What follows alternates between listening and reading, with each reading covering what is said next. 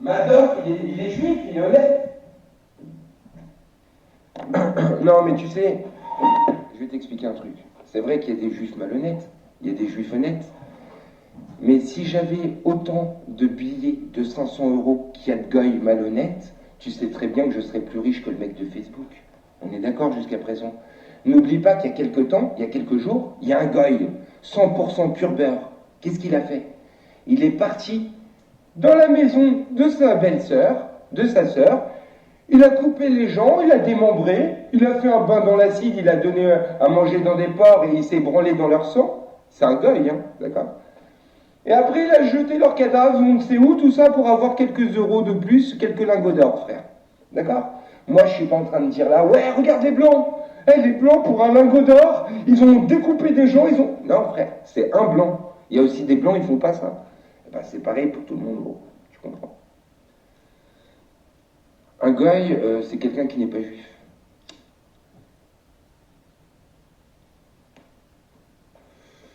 Je suis obligé de parler des musulmans? Bah non, en fait, là, j'étais pas en train de parler des musulmans, pauvre cag. Je crois pas que le mec qui a découpé le chip était musulman. Enfin, c'est possible, remarque. J'en ai pas entendu parler. Bon, on parle d'autre chose? Tu es pratiquant? Non, je suis absolument pas religieux. Je ne suis pas énervé, Discovery. Faut stopper les clichés, chacun fait ses conneries, tout à fait, Cross VV. Même si, on est quand même obligé de dire que, racialement, il y a quand même des trucs en commun. C'est vrai. Par exemple, arabe, voleur, ça s'accorde. C'est une réalité. Noir, court vite, ça s'accorde.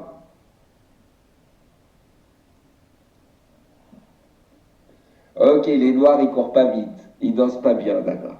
Ok. Les noirs, ils dansent pas bien et les juifs, ils dansent très bien. C'est connu, frère. Commencez vos démagogies. Allez-y, c'est parti. Allez-y, allez-y.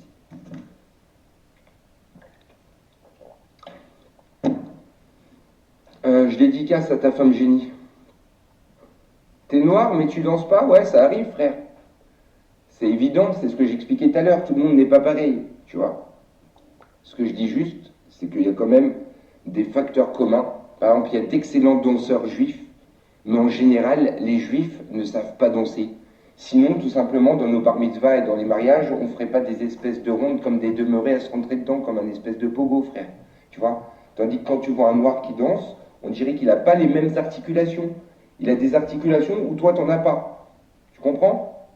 Et même de toute façon, frère, regarde. Quand t'es blanc, tu te tiens droit comme ça, tu vois? Bon, moi, je suis cool parce que je suis juif. Ça, c'est différent. Et parce que c'est moi, surtout. Mais tu vois, quand t'es blanc, tu vois, un blanc, il est debout, il attend le train, bah, il a pas l'air cool.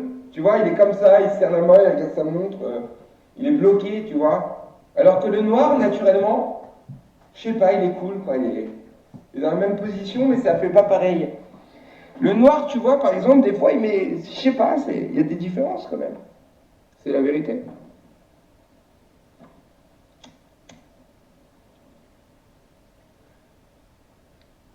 Tu vas voter Fillon? Franchement, ceux qui votent Fillon, c'est vraiment des attardés, hein, je vous jure. Emmanuel Macron, je lui fais pas confiance. Et puis en plus de ça, franchement, les gars, vous savez très bien qu'Emmanuel Macron, il couche, il couche avec les islamistes. Il a même pas commencé, il est déjà parti sucer des bites en Algérie. Vous allez quand même pas voter pour lui. Est-ce que vous êtes des salopes au point de voter pour Emmanuel Macron? C'est la question que je me pose. Ma femme Jenny te kiffe, je suis jaloux. Bah cool, frère. Moi, je suis désolé, qu'est-ce que tu veux que je te dise? C'est gênant ce que tu me dis. Bah Jenny. Bon, on fait quoi les gars? Vaut mieux Fillon que la gauche. Ouais, faut mieux Fillon que la gauche, peut-être. Ouais, certainement. C'est vrai. Mais moi, franchement, ouais.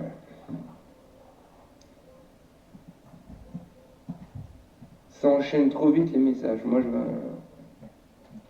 Ah, mais ta gueule, Mehdi 5956, on sait bien, toi, que la moitié de ta famille est en prison, fils de pute, et t'es là à dire bientôt la tôle. D'ailleurs, toi-même, tu dois être dans une tôle actuellement, t'as fait passer un iPhone par ton cul, ton trou du cul, fils de pute, c'est devenu une tirelire. Ferme ta putain de gueule, sérieusement.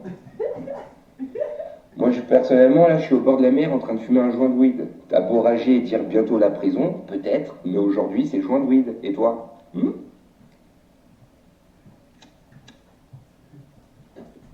Vous aimez pas Bakou? Vous trouvez pas que ça fait plus jeune? Moi, j'ai réalisé un truc, les gars, avec les mecs de viol vocal. Tu vois, moi, je suis né en 82. Je viens d'une génération où on se rasait pas sous les bras. Parce que si tu te rasais sous les bras, t'avais l'air d'un PD. Tu vois? T'étais une fiotte. Mais comme moi, la dernière fois, je suis en train de clasher un mec sur viol vocal, il s'appelle Siaz. Un putain de rebeu de Lyon, un véritable pédéraste. C'est mon pote, mais c'est un PD, tu vois.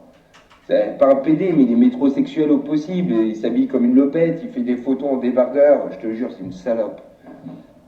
Je suis en train de le clasher. Et je vois, il est comme ça sur une photo, et il est rasé sous les bras. Et je me moque de lui. Et là, il y a tout viol vocal qui me dit: Quoi? T'es pas rasé sous les bras, vieux pas? Et je me suis senti seul, les gars. Moi, dans ma génération, on se rasait pas sous les bras, sinon on était un PD.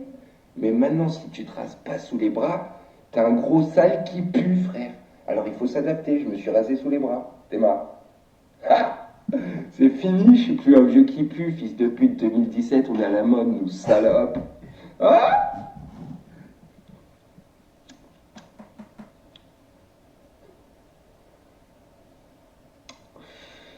frère, mets un costume, ça tirait bien. Ouais, je vais mettre un costume. Pour faire ma nouvelle chaîne YouTube. Non mais je rigole, là je suis en train de parler de ma nouvelle chaîne YouTube, mais en fait ça se trouve j'aurai pas le temps. J'ai beaucoup de trucs dans ma vie à faire. Mais j'aimerais bien le faire, je vous jure. C'est pas une question de pas de personnalité. Mais si tu réfléchis, c'est vrai que c'est plus stylé finalement de s'enlever les poils sous les bras. Quand tu gardes les poils sous les bras et que tu vis dans un pays chaud, bah tu transpires plus. Est-ce que transpirer et avoir des poils, ça fait de toi un homme? Non, ça fait de toi quelqu'un qui pue et quelqu'un de pileux. Tu vois ce que je veux dire? C'est tout, c'est une réalité. Je veux dire, quand je me suis rasé sous les bras, tout d'un coup, je suis pas devenu homosexuel. Tu comprends? Je suis resté hétérosexuel, ça n'a absolument rien changé. Tu connais Abou Slimani de Montfermeil? Non, aucune idée. J'ai rasé car on s'est moqué de moi? Ouais, j'ai réfléchi. J'ai vu la réaction de la population, mais si demain la population elle me dit que ouais, je sais pas, moi je dois me raser ici, non, je le ferai pas, j'ai des limites. Mais après, ouais, j'y réfléchis. Je me suis dit que j'étais plus dans le coup. Je vais pas rester one again comme Joey Star old school à 45 ans à dire nique ta mère avec des dents en or, frère. Tu comprends? Il y a un moment, faut s'arrêter. Il y a un moment, faut prendre, faut s'adapter à la situation. Sinon, on est un vieux con, on est un has-been. Nique ta mère, il a 45 ans, frère. T'imagines que quand il est assis avec sa mère, il est encore là à taper des singes et des hôtesses de l'air. Il a je sais pas quel âge. Bientôt, ce vieux boiteux, il sera encore là à faire des nique ta mère à 64 ans. Ça sera papy nique ta mère. Mais sérieux, frère, redescends sur terre, gros. Absolument dégueulasse. Et temps de s'adapter. Ouais, 50 ans, mon frère, c'est un papy. T'as vu ce mec-là? Il parle encore comme une racaille du 9-3. Mais mon frère, t'étais une racaille du 9. Oh, putain, vous savez ce que j'adore faire en ce moment? Je regarde comment la France s'est islamisée. Je vous explique. Vous allez sur ina.fr et vous regardez comment ces salopes en 85, vous mettez émission de rap ou trucs comme ça, et vous allez voir comment les gens, les blancs, ils étaient gênés, et comment, tu vois, les rappeurs et tout, ils leur marchaient dessus.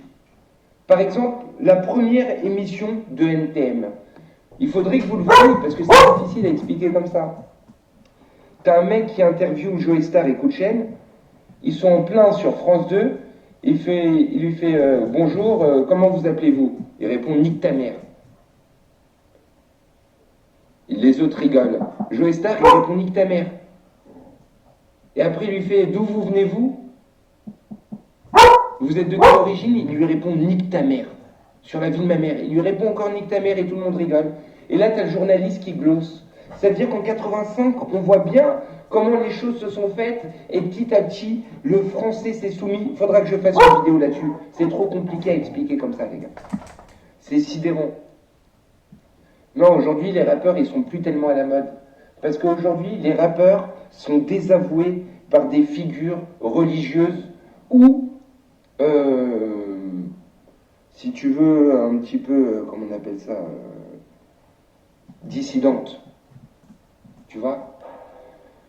Il y a pas mal d'avis religieux de musulmans qui disent qu'il ne faut pas écouter les rappeurs, ceci, cela. T'as, d'un autre côté, les dissidents, certains qui disent ouais le rap, et puis les rappeurs se sont tellement clashés et ils ont si peu agi qu'au bout d'un moment les gens ne les prennent plus au sérieux. À une certaine époque, personne ne se clashait. Qui c'est qui a ramené le clash dans le game? C'est Jean Gabin. Il est arrivé et il a démontré que finalement tous ces gens qu'on prenait pour la mafia quand on avait 16 ans et demi, les Booba, les Joe Star, on pensait que si quelqu'un bronchait, puisqu'ils n'arrêtaient pas de le dire dans leur son, ils allaient le faire. Si quelqu'un juste ose lève le glaive face à ces mecs qui pèsent à l'aise du Dieu Milunzu au 113, Kerry James, était chaud à l'époque d'Idealji. Mais on a vu que finalement, Joe Star c'était un boulet organisé qui suce les sniffs, For My People c'était fanfaron managé par une pute, que l'autre c'était je t'emmerde, bismillah. Tu vois ce que je veux dire?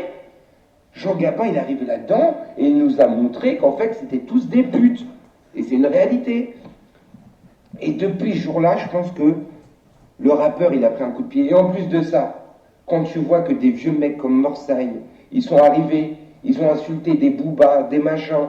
Quand tu vois que Rof, il s'en prend à Fred de Sky, mais que par contre, dans une émission sur le câble, il n'a pas été capable de gagner dans un jeu de force contre un vieil animateur télé, tu te dis sincèrement que ces gens-là, ils font que d'ouvrir leur gueule. En plus, maintenant, ça fait 25 ans qu'ils se menacent. C'est comme Bassem. Bassem a perdu toute crédibilité. Parce qu'on veut bien croire que tu as raté un rendez-vous, que tu cherchais quelqu'un, que tu allais le lever, que tu l'as juré, que tu allais...